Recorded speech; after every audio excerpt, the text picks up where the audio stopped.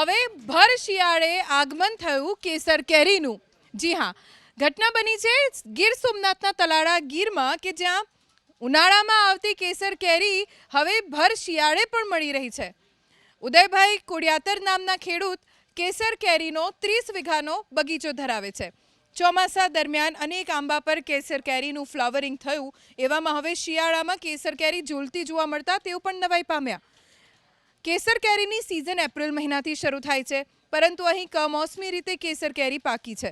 ખેડૂતનું કહેવું છે કે તેમણે 4-5 બોક્સ કેસર કેરી ઉતારી। ખેડૂત ઉદયભાઈના મતે આ સ્થિતિ માટે ગ્લોબલ વોર્મિંગ જવાબદાર છે।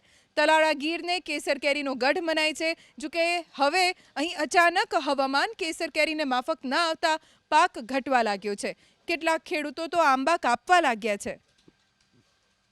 અમારે બગીચામાં શિયાળામાં કેરી આવેલી છે અને આશરે અમુક આંબામાં 5-6 મણ જેટલી કેરીનો ઉતારો દેખાય છે।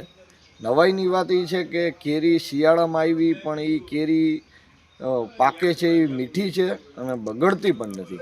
જે કમોસમી કેરી છે કે મોસ્ટ ઓફલી ઉનાળામાં કેરી આવતી હોય છે, એની બદલે શિયાળામાં આવી આશરે 3-4 મહિના મોર આવેલો, માથે વરસાદ પણ પડી ગયેલો અને વરસાદ પડતા પણ કેરી રહી ગયેલી છે આંબામાં।